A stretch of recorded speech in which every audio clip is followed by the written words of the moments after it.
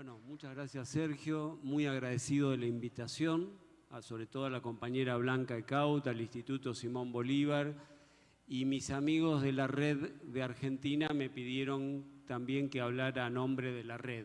Yo no sé, tampoco les consulté lo que voy a decir, pero hablo a nombre de la red porque también integro la red Capítulo Argentina. Hace mucho tiempo, un muchacho que incluso se hicieron películas, escribió un libro famoso, 10 días que conmovieron al mundo, ¿no? Un periodista estadounidense que se fue a donde hubo una gran revolución en 1917 al otro lado del mundo. Y a mi entender, lo loco, lo paradójico es que hace menos de un mes, o un mes más o menos, hemos vivido, creo que fueron 12 días que conmovieron al mundo, porque estuvimos a medio milímetro de la guerra nuclear, que cada uno sigue su vida cotidiana como si nada. A mí me sorprendía en mi país que la gente siguiera la vida como si nada, y estábamos al borde cuando Estados Unidos e Israel masacran a todos los pueblos de ahí del Oriente más cercano, y luego a Irán. Si Irán responde a ambos, si una de las grandes superpotencias apretaba un botón, que no sé cómo se detonará una bomba de las actuales, ¿no? Pero bueno, la imagen un poco ingenua, aprieta un botón, no estábamos acá. Y eso pasó hace menos de un mes. Para mí, que no lo viví, creo que fue más agudo que la crisis de los misiles del 62. Estuvimos al límite de la extinción de la especie humana hace menos de un mes, con un peligro de guerra nuclear donde el imperialismo occidental está dispuesto a llevarse toda la humanidad con tal de no ceder la batuta de la orquesta, porque está perdiendo una disputa geopolítica frente a un mundo heterogéneo, emergente, con sociedades, países y culturas muy distintas que no tienen una ideología unificada ni un proyecto de nueva sociedad unificado, pero que los une el antiimperialismo. Se lo conoce como el eje de la resistencia, ¿no? Y para frenar eso, para tratar de resistir esta crisis capitalista del imperialismo occidental, nos llevaron al borde de la guerra nuclear. Y uno no sabe cuándo vuelve a pasar eso, porque no es que se acabó ese problema. El genocidio en Palestina sigue, los bombardeos siguen. Más bien que uno tiene la imagen de que se tomaron un respiro para volver, ¿no? En ese contexto creo que Bolívar tiene una vigencia enorme, porque cuando él plantea esto del equilibrio del mundo, y yo aclaro como si estuviera escribiendo en una nota al pie, cuando escuché esta frase por primera vez, un gran amigo nuestro, Armando Jardávalos, que lamentablemente falleció, él insistía mucho con esto y organizó varios eventos en Cuba, me acuerdo. Bueno, yo perdí el rastro, pero hace décadas, por el equilibrio del mundo. Armando Jardávalos, ¿no? Amigo de Fidel, amigo del Che. No solo amigo, ¿no? Es un gran protagonista, compañero de Aidé Santamaría. Y él insistía mucho con este equilibrio del mundo. Creo que Bolívar es un insumo fundamental para entender lo que está pasando ahora. Porque justamente lo que se está poniendo en discusión es el predominio de un hegemón, que es Estados Unidos, su socio principal, que es Israel, y también el Reino Unido, y toda la OTAN. Se está poniendo en discusión ese poder absoluto. Por eso llegamos casi al límite de la guerra nuclear hace menos de un mes. Y Bolívar planteó, no sabía lo que era la guerra nuclear, obviamente, hace 200 años, pero planteó ese mismo problema con otras alianzas de otros siglos, pero planteó esto y en su pensamiento está desarrollado.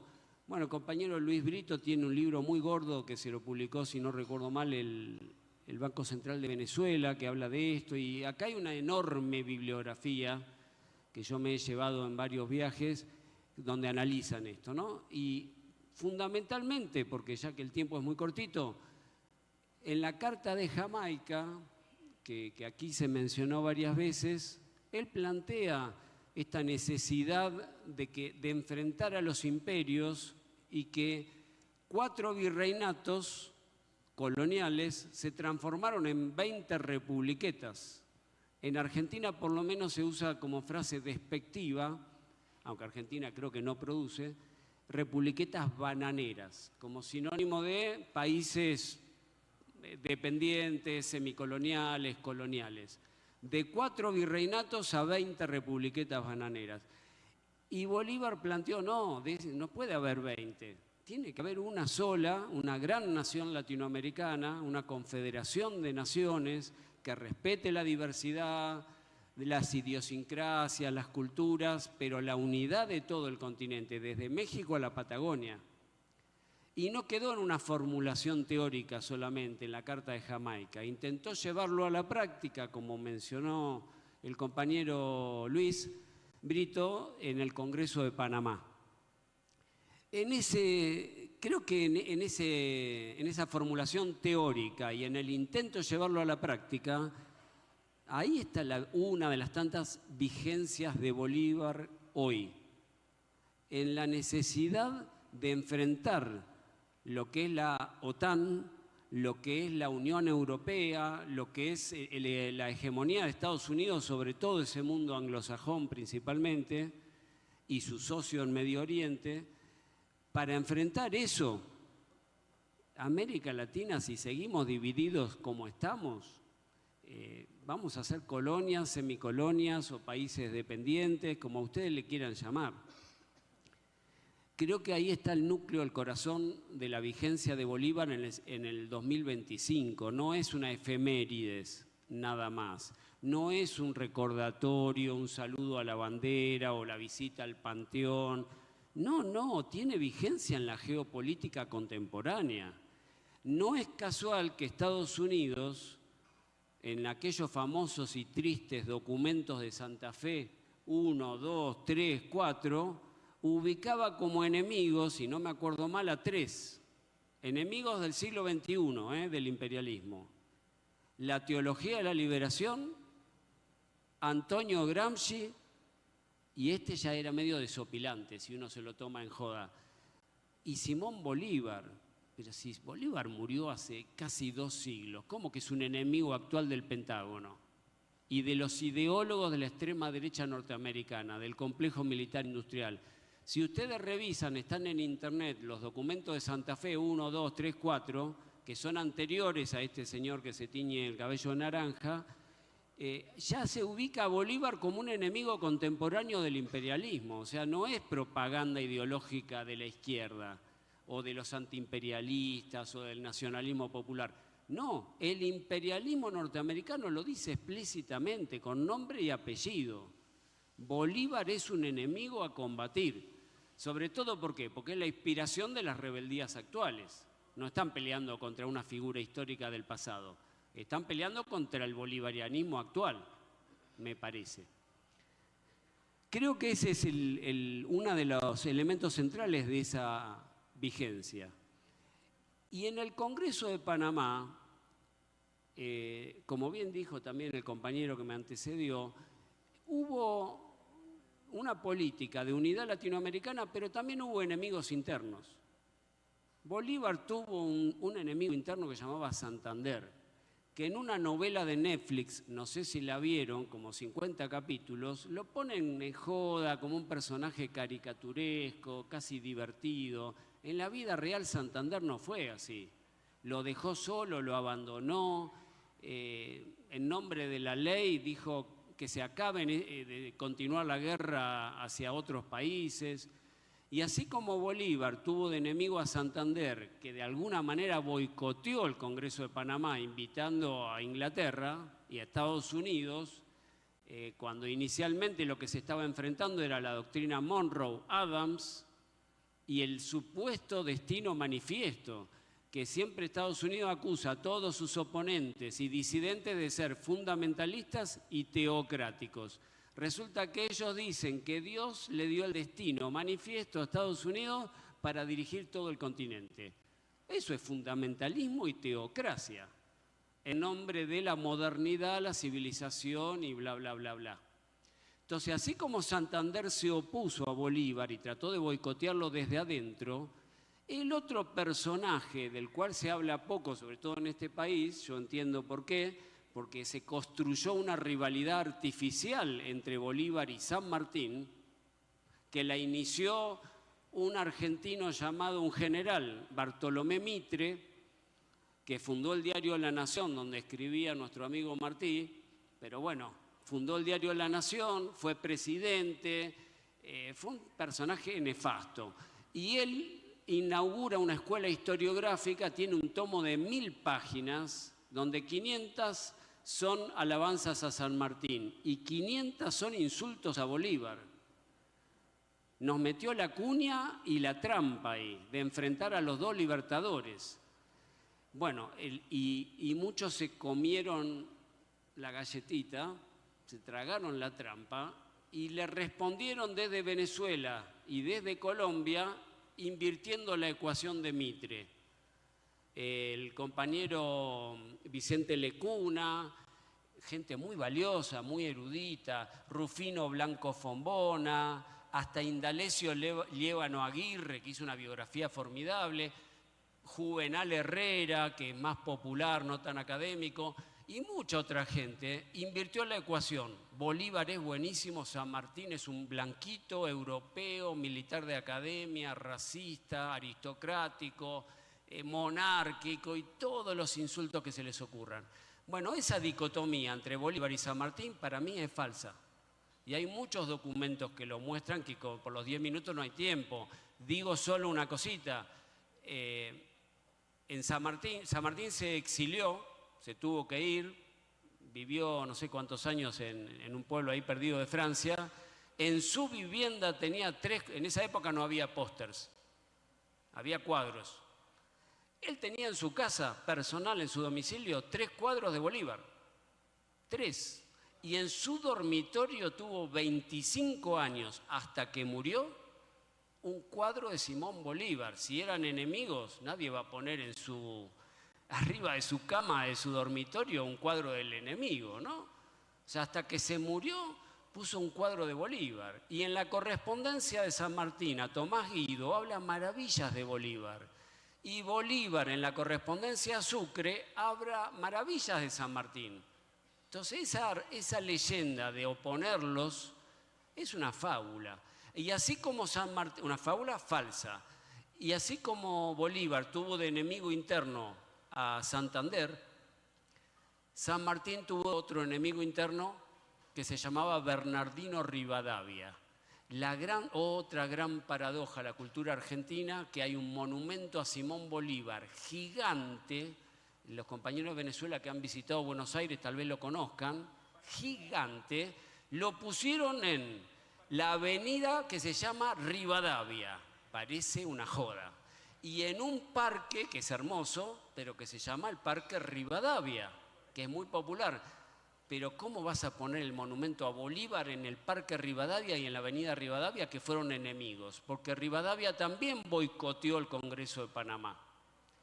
Y además habría que recordar, y yo les quiero recomendar una novela, si no les molesta, que no es para historiadores, es una novela divertida, incluso muy atractiva, que habla de un ayudante de Mariano Moreno, que encabeza la independencia argentina, la Revolución de Mayo, luego trabaja de ayudante de San Martín, según las malas lenguas redactó el Acta de Independencia de Chile, está muy discutido eso, pero parece que es así. Luego estuvo en el Perú como ayudante y ministro de Relaciones Exteriores de San Martín, y luego que San Martín se retira pasa a ser ayudante, uno de los ayudantes de Bolívar. Entonces Monteagudo, Bernardo de Monteagudo, despreciado entre otras cosas porque era mulato y tenía la piel oscura, él era jacobino y es como el hilo conductor porque estuvo con todos, con Moreno, con San Martín y con Bolívar. Y hay una novela que se llama La venganza de los patriotas, que se las recomiendo, que veníamos conversando con Abel, que la escribió un compañero que se llama Miguel Bonazo. Muy buena novela. No voy a entrar en detalles, pero les diría del mismo nivel como mínimo del General en su laberinto de García Márquez. y del cuento de Álvaro Mutis, que originó el libro de García Márquez, El general en su laberinto. La venganza de los patriotas, de Miguel Bonazo, con doble S, es una novela hermosa para leer, muy entretenida y que se aprende mucho de historia. Y ahí se plantea esta unidad entre Bolívar y San Martín, como parte de la unidad continental, poniendo en discusión los relatos tradicionales de la Academia de Historia Argentina, de la Academia de Historia de Venezuela, de la Academia de Historia de Colombia y de la Academia de Historia de Ecuador. Pone en discusión todo eso. Es una novela hermosa. Profesor, ya termino, con esto solo. El gran proyecto de Bolívar, la patria grande. Y el Che escribió algo, bueno, yo le decía, sí, algo escribió. ¿Y dónde está? En un artículo de 1960, que si sabía lo hubiera traído fotocopiado y bueno, pero vos lo debés tener más que yo, que se llama Notas para el estudio de la ideología de la Revolución Cubana. Y ahí Ernesto Guevara, en 1960, tiene un largo párrafo que dice: somos marxistas y no nos da vergüenza, y nos declaramos marxistas, socialistas, y Marx es nuestro maestro, a pesar de lo que dijo sobre Bolívar. Y nosotros no suscribimos lo que dijo sobre Bolívar, porque somos marxistas y bolivarianos. Eso está en una nota del Che. Creo que el Che era muy lúcido, ¿no? Y se animó también a discutir, no desde la academia, sino desde, ya no hace falta explicar quién era el Che, y él planteó esa unidad del marxismo con Simón Bolívar y trató de explicar por qué Marx se equivocó al criticarlo. Eso lo dijo en público. Y en su mochila boliviana, que cuando se conmemoraron los 50 años que allá en Bolivia que estuvimos con Evo y García Linera, antes de los líos actuales, nos regalaron un facsímil de los diarios del Che, pero no el diario militar, tiros, pólvora, todo eso, no, los diarios más teóricos que estaban desconocidos, que después el Centro Che Guevara los publicó. Bueno, ahí hay un poema que lo recitó en parte no completo la compañera Blanca hoy, emocionante, de Pablo Neruda a Bolívar. Está en uno de los cuadernos del Che en Bolivia, o sea, fue de lo último que escribió antes que lo asesinen, porque no murió en combate, lo asesinaron a sangre fría por órdenes de la CIA, no murió en combate, estaba desarmado, pero una de las últimas cosas que escribió reprodujo ese poema que recitó Blanca de Pablo Neruda a Simón Bolívar, o sea que la tradición socialista de nuestro continente y Bolívar son parte del mismo tronco. Y termino con esto. El gran desafío, ¿cuál es? Rescatar ese proyecto para 2025 en adelante de la patria grande, y yo creo que el compañero Ibrahim de Mali dio en la tecla cuando habló de los líderes africanos que nunca separaron la cuestión nacional anticolonial del proyecto socialista. Creo que él habló de Tomás Sankara, o Sankara, no sé cómo se pronuncia, pero era la misma idea de Amílcar Cabral, era la misma idea de Agostinho Neto, de toda la gente de Mandela en Sudáfrica. Nunca separar el proyecto nacional, la patria grande y el socialismo. Creo que ese es el gran desafío a futuro, y Hugo Chávez lo planteó. Yo me acuerdo en el Teatro Teresa Carreño, creo que fue la primera vez cuando la palabra socialismo estaba prohibida. Nadie se animaba a mencionarla. Un mundo donde quepan todos los mundos, buenísimo. Otro mundo es posible, buenísimo, pero nadie decía cuál era. Chávez fue el primero que dijo el socialismo y se animó y fue un aporte. Y creo que ese es el gran desafío a futuro, rescatar a Bolívar, la patria grande y el socialismo. Muchas gracias.